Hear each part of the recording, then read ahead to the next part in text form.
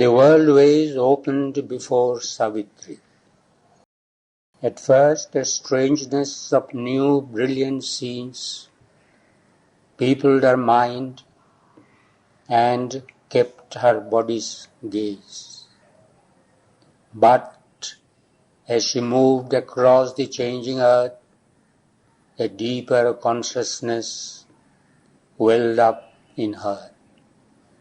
A citizen of many scenes and climes, each soil and country, it has made its home. It took all clans and peoples for her own, till the whole destiny of mankind was hers. These unfamiliar spaces on her way were known and neighbors to a sense within. Landscapes recorded like lost forgotten fields, cities and rivers and plains, her vision claimed, like slow recurring memories in front.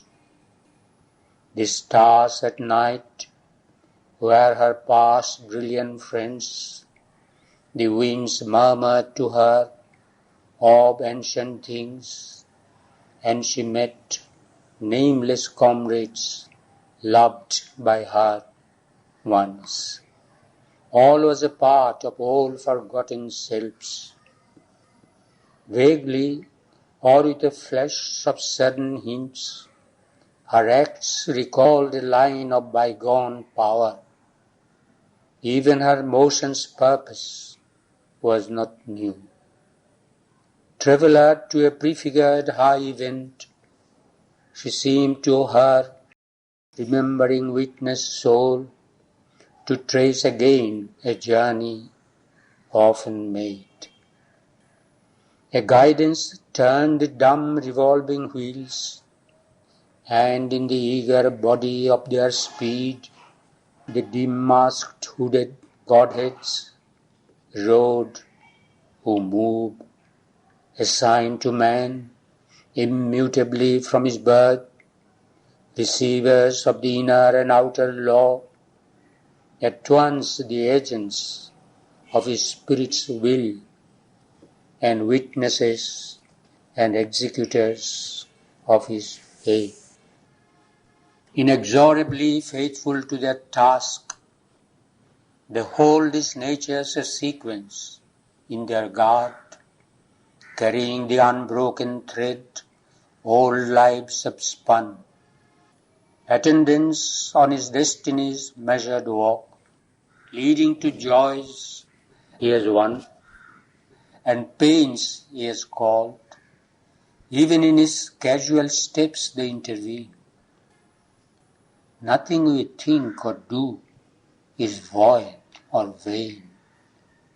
Each is an energy loosed and holds its course. The shadowy keepers of our deathless past have made our fate the child of our own acts, and from the furrows labored by our will, we reap the fruit of our forgotten deeds. But since unseen the tree that bore this fruit, and we live in a present born from an unknown past, they seem but parts of a mechanic force to a mechanic mind tied by earth's laws. Yet are the instruments of a will supreme, watched by a still, all-seeing eye above. A prescient architect of fate and chance, who builds our lives on a foreseen design, the meaning knows and consequence of each step, and watches the inferior stumbling powers. Upon her silent heights, she was aware of a calm presence throned above her brows, who saw the goal and chose each fateful curve. It used the body for its pedestal, the eyes that wandered were its searchlight fires, the hands that held the reins its living tools. All was the working of an ancient plan, a way prepared by an unerring guide. Across wide noons and glowing afternoons, she met with nature and with human forms and listened to the voices of the world. Driven from within, she followed her long road, mute in the luminous cavern of her heart, like a bright cloud through the resplendent day. At first her path ran far through peopled tracts, admitted to the lion eye of states and theatres of the loud act of man, her carven chariot with its fretted wheels, threaded through clamorous marts and sentinel towers, past figured gates and high dream-sculptured fronts, and gardens hung in the sapphire of the skies, pillared assembly halls with armored guards, small fanes where one calm image watched man's life, and temples hewn as if by exiled gods to imitate their lost eternity. Often from gilded dusk to argent dawn, where jewel lamps flickered on frescoed walls, and the stone lattice stared at moonlit boughs, half conscious of the tardy, listening night, dimly she glided between banks of sleep, at rest in the slumbering palaces of the kings. Hamlet and village saw the fade van pass, homes of a life bent to the soil it plows, for sustenance of its short and passing days, that, transient, keep their old repeated course, unchanging in the circle of a sky, which alters not above our mortal toil. Away from these thinking creatures' burdened hours, to free and griefless spaces now she turned, not yet perturbed by human joys and fears. Here was the childhood of primeval earth. Here timeless musings large and glad and still. Men had forborne as yet to fill with cares.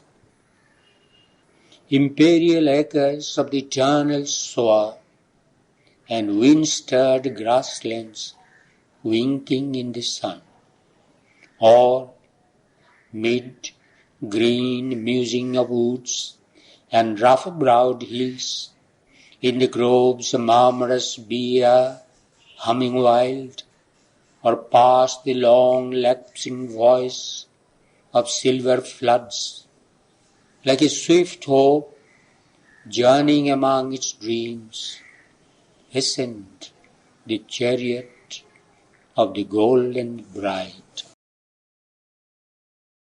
Out of the world's immense unhuman past, tracked memories and ageless remnants came, domains of light and fifth to an antique calm, listened to the unaccustomed sound of hoops, and large immune entangled silences absorbed her into emerald secrecy, and slow, hushed, wizard nets of fairy bloom, environed with their coloured snare, her wheels.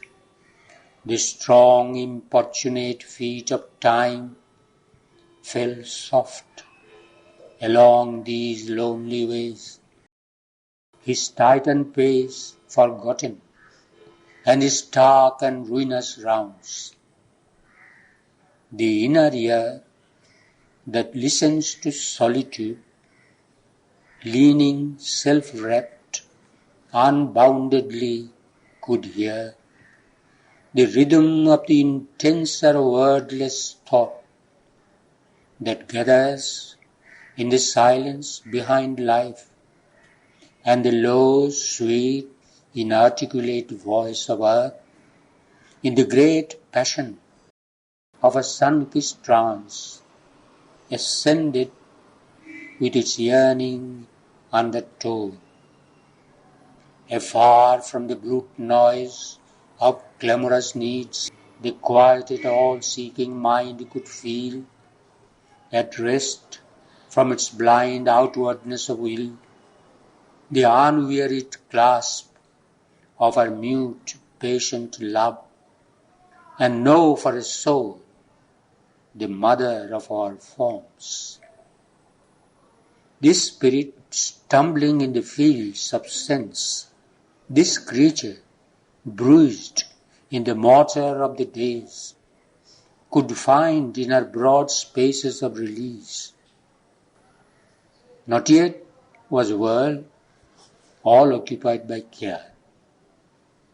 The bosom of our mother kept for us still her austere regions and her musing depths, her impersonal reaches, lonely and inspired, and the mightinesses of her rapture haunts. Muse-lipped, she nursed her symbol mysteries, and guarded for her pure-eyed sacraments the valley clefts between her breasts of joy, her mountain altars for the fires of dawn, and nuptial beaches where the ocean couched, and the huge chanting of her prophet woods.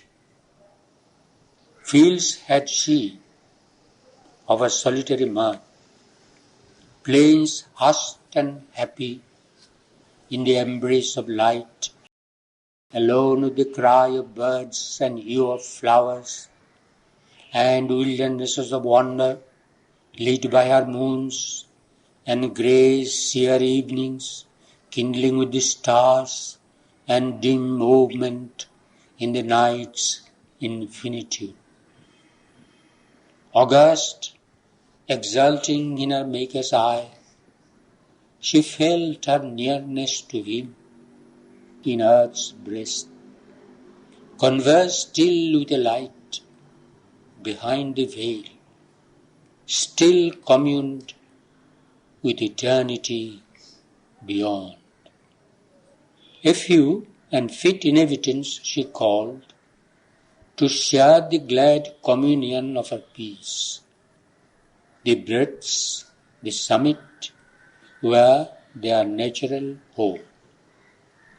The strong king's sages, from their labor done, freed from the warrior tensions of their task, came to her serene sessions in these wilds. The strife was over. The respite lay in front. Happy they lived with birds and beasts and flowers, and sunlight and the rustle of the leaves, and heard the wild winds wandering in the night, mused with the stars in their mute constant ranks, and lodged in the mornings as in azure tents, and with the glory of the noons were one. Some deeper plunged, from life's external clasp, beckoned into a fiery privacy in the soul's unassailed star-white recess, they sojourn with an ever-living bliss. A voice profound in the ecstasy and the hush they heard, beheld an all-revealing light. All time-made difference they overcame. The world was fibered with their own heartstrings, close drawn to the heart that beats in every breast. They reached the one self in all through boundless love. Attuned to silence and to the world rhyme, they loosened the knot of the imprisoning mind. Achieved was the wide, untroubled witness gaze. Unsealed was nature's great spiritual eye. To the height of heights rose now their daily climb. Truth leaned to them from a supernal realm. Above them blazed eternity's mystic suns. Nameless the austere ascetics, without home, abandoning speech and motion and desire, aloof from creatures, sat, absorbed, alone, immaculate in tranquil heights of self, on concentration's luminous, voiceless peaks. World-naked hermits with their matted hair, immobile as the passionless great hills that round them grouped like thoughts of some vast mood, awaiting the infinite's behest to end.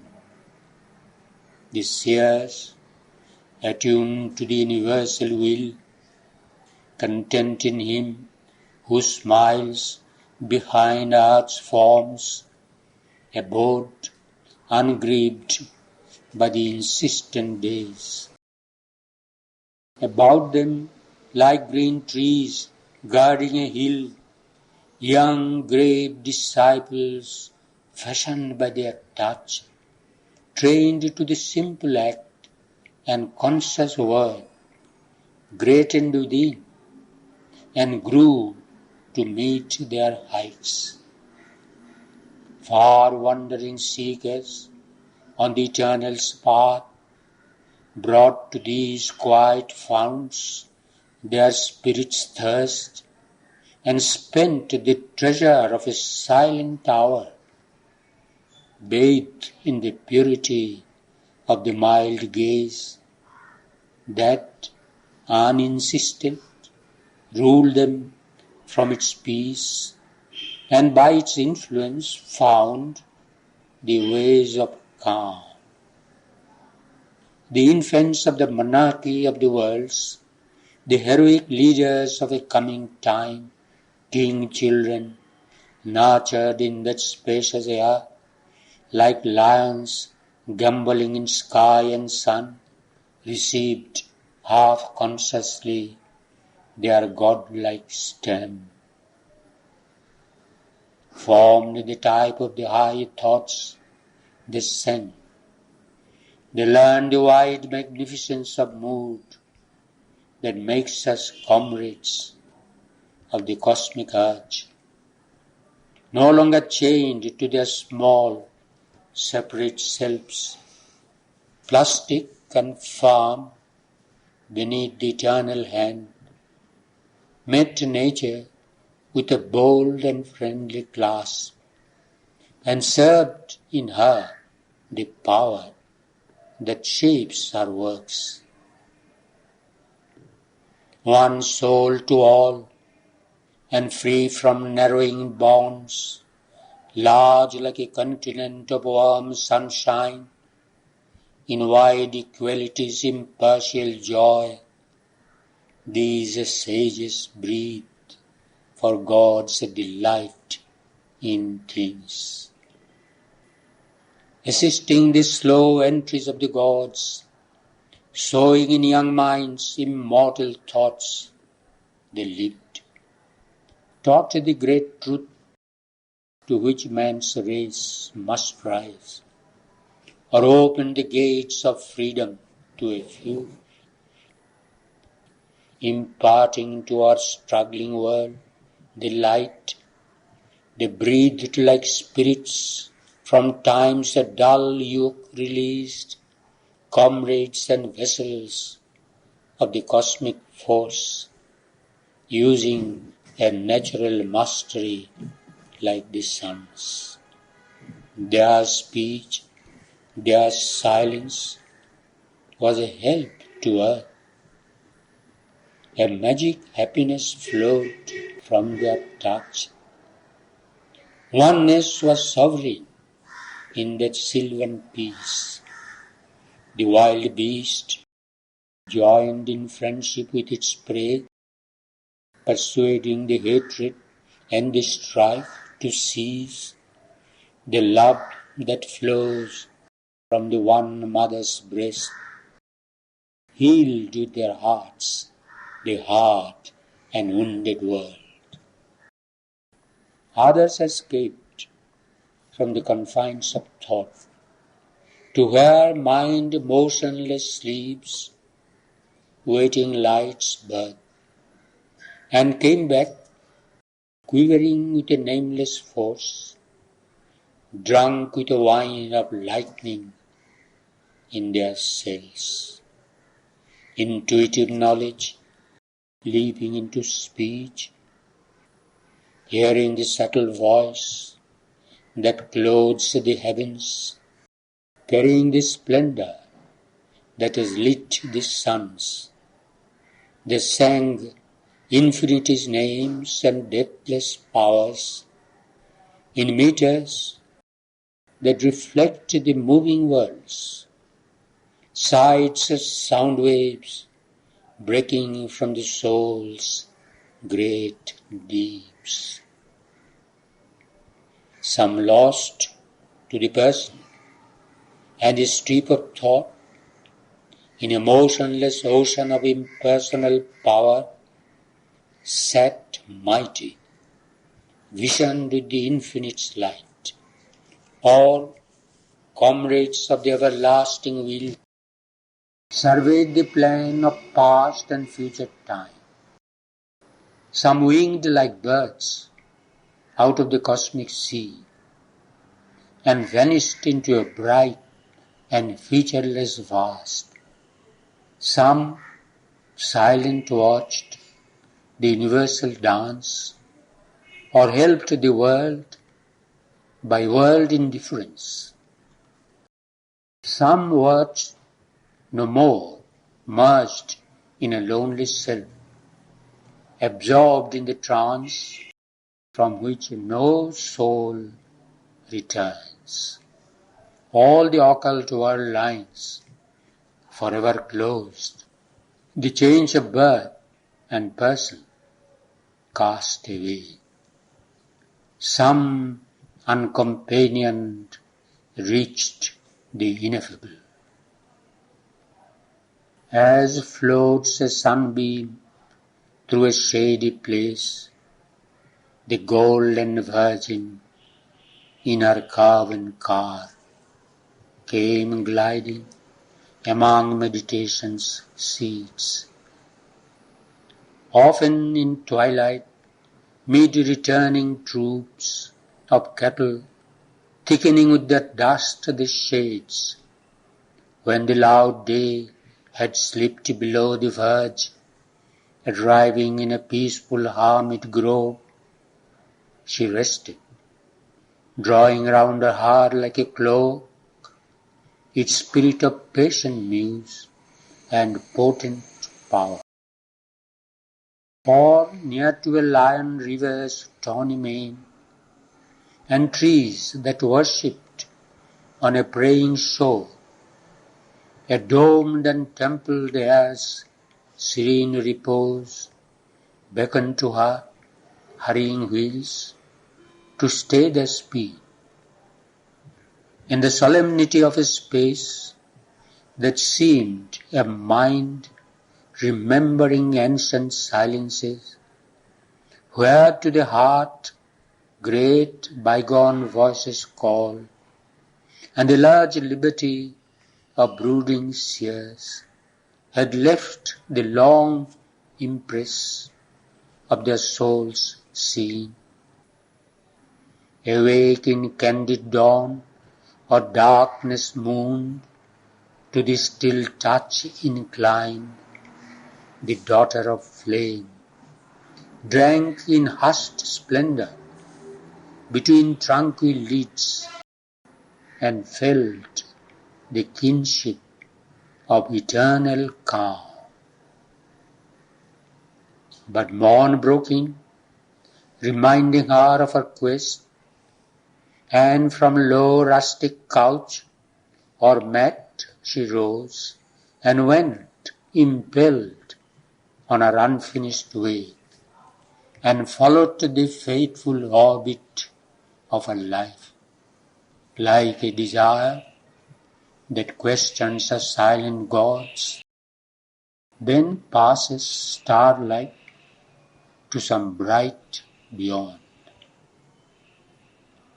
Thence to great solitary tracts she came, where man was a passer-by, towards human scenes, or soul in nature's vastness strove to live, and called for help to ensouled invisible powers, overwhelmed by the immensity of his world, and unaware of his own infinity. The earth multiplied to her a changing brow, and called her with a far and nameless voice. The mountains in their anchorite solitude, the forests with their multitudinous chant, disclosed to her the masked divinity's doors. On dreaming plains and indolent expanse, the deathbed of a pale enchanted eve, under the glamour of a sunken sky, impassive she lay, as at an age's end, or crossed an eager pack of huddled hills, lifting their heads to hunt a laird-like sky, or troubled in a strange and empty land, where desolate summits camped in a weird heaven, mute sentinels beneath a drifting moon, or wandered in some lone, tremendous wood, ringing forever with the cricket's cry, or followed a long, glistening serpent road through fields and pastures lapped in moveless light, or reached the wild beauty of a desert space, where never plough was driven, nor herd had grazed, and slumbered upon stripped and thirsty sands, amid the savage wild beast night's appeal. Still unaccomplished was the fateful quest. Still she found not the one predestined face, for which she sought amid the sons of men. A grandiose silence wrapped the regal day. The months had fled, the passion of the sun, and now his burning breath assailed the soil. The tiger heats prowled through the fainting earth. All was licked up as by a lolling tongue. The spring winds failed. The sky was set like bronze.